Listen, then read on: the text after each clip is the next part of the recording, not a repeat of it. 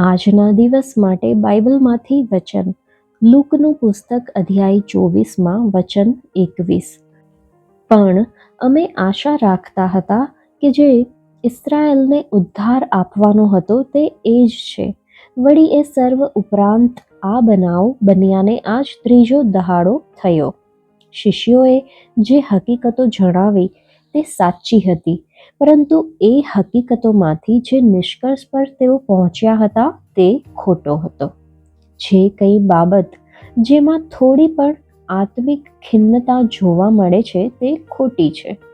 જો હું નિરાશ અથવા બોજથી દબાયેલો છું તો તે મારો દોષ છે કે હું જ જવાબદાર છું, પરમેશ્વર અથવા બીજા કોઈનો દોષ નથી. ખિન્નતા બે કારણોમાંથી ઉદ્ભવે છે. એક તો મેં મારી કોઈ લાલસા સંતોષી છે, અથવા તો મારી કોઈ લાલચ સંતોષાઈ નથી. આ બંને કિસ્સાનું પરિણામ ખિન્નતા છે. લાલચનો અર્થ એવો થાય છે કે મને આ ચીજ તરત જ મળવી જોઈએ. આત્મિક લાલસા મને પરમેશ્વર જે જવાબ આપે છે તેને શોધવાને બદલે પરમેશ્વર પાસેથી જવાબ મેળવવા ફરજ પાડે છે. હું કઈ વાતની આશા કે ભરોસો રાખું છું કે પરમેશ્વર પૂર્ણ કરશે? શું આજે ત્રીજો દિવસ છે અને હું જેની અપેક્ષા રાખતો હતો તે તેમણે નથી કર્યું?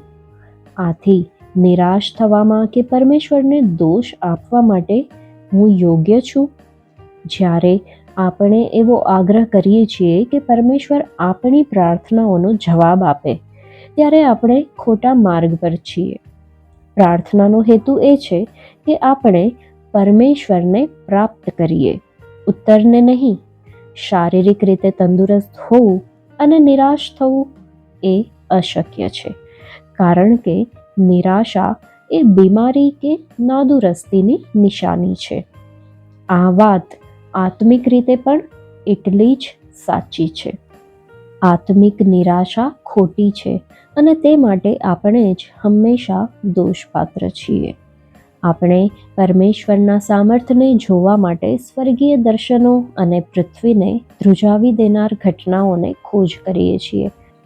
આપણે નિરાશ થયા છીએ એ પણ આ વાતની સાબિતી છે કે આપણે આવી અપેક્ષા કરીએ છીએ. છતાં આપણે એ સમજતા નથી કે પરમેશ્વર આપણી દરરોજની ઘટનાઓમાં તથા આપણી આસપાસના લોકોમાં હર સમય કાર્યરત છે.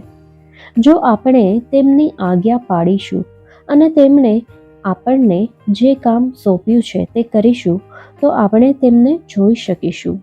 જ્યારે આપણે શીખીએ છીએ કે ઈસુ ખ્રિસ્તના ઈશ્વરત્વનો અહેસાસ આપણને જીવનની સામાન્ય બાબતોમાં જ થાય છે, ત્યારે પરમેશ્વરના ખૂબ જ આશ્ચર્યજનક પ્રકટીકરણોમાંનું એક આપણને પ્રાપ્ત થાય છે.